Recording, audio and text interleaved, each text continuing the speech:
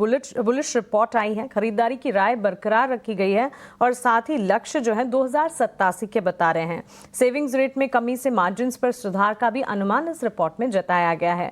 Banks and financials में एक तो एसबीआई और साथ ही एचडीएफसी बैंक, दोनों बैंकिंग मेजर्स पर आपका टेक। तो शुरुआत करें HDFC bank. I mean it was hardly affected even by market whipsaws. सो मेरे ख्याल से ये अंडरकरंट तो टोटली पॉजिटिव है। 1740 का सपोर्ट है और ट्रेडिंग टारगेट के लिए अगर हम देखेंगे तो 1880 का एक टारगेट दिख रहा है। So this is the range that I would look at right now. तो 1740 के सपोर्ट के साथ मैं खरीदने की सलाह दूंगी। और दूसरा है एसबीआई। सो एसबीआई भी कंपैरेटिवली काफी एक स्ट्रेंथ दिखा चुका है, बट फिलहाल हम देखें कि थोड़ा एक बेरिश कैंडल बनी थी। बट नियर टर्म में अगर देखूं तो 740 730 का सपोर्ट है। और एक बार ये स्टॉक 785 को क्रॉस करता है तो I think it is ready for a target of 820। सो 730 के सपोर्ट के साथ थोड़े डिप में खरीदा जा सकता है। रचना मैम, आज आपके जो भी शेयर्स थे ना वो क्रूड ओरिएंटेड थे। आपने पेंट वाले शेयर्स चेक किए थे क्या? स्पेशली बर्जर पेंट, क्योंकि वहाँ पे ना अनवाइंडिंग का प्रेशर है। या तो ये थोड़ा और ऊपर आएगा या तो थोड़ा और ड्रैग करेगा। मेरे हिसाब से अकॉर्डिंग टू द डाटा ये ऊपर जल्दी जल्दी नहीं आना चाहिए। फिर भी एक बार आप चेक कर लो, क्योंकि आपने इसी थीम पे 2 शेयर दिए, एचपीसीएल और इंडिगो। जी, बर्जर पेंट्स की जहां तक बात है, इसमें स्ट्रेंथ ऑलरेडी मोमेंटम पर बनी हुई है, पॉजिटिव साइड पे इसकी मूवमेंट ऑलरेडी है।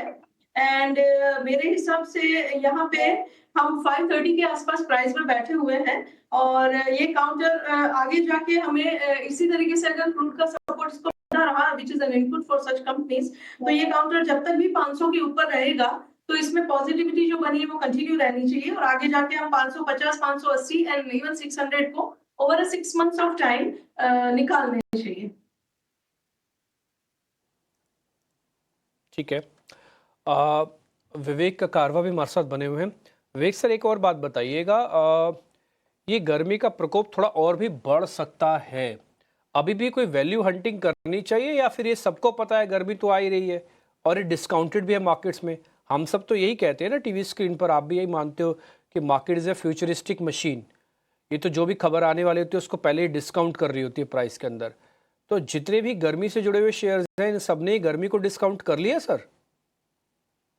देखिए, गर्मी आएगी ये तो मतलब कोई क्या बोलते हैं कि कोई सीक्रेट बात नहीं है, सबको मालूम है और काफी हद तक प्राइसेस में ये डिस्काउंटेड भी है।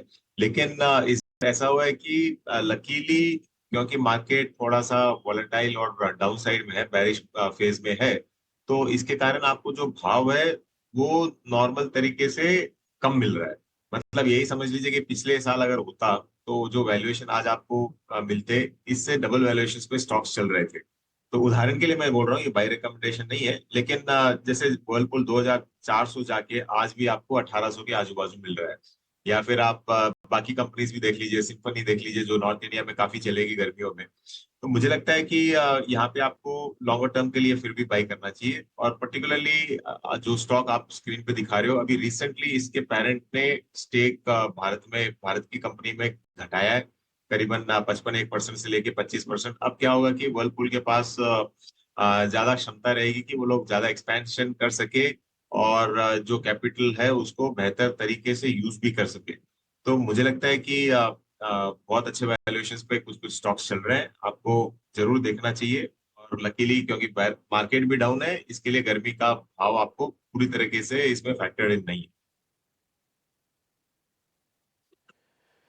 ठीक है सर, पॉइंट टेकन है।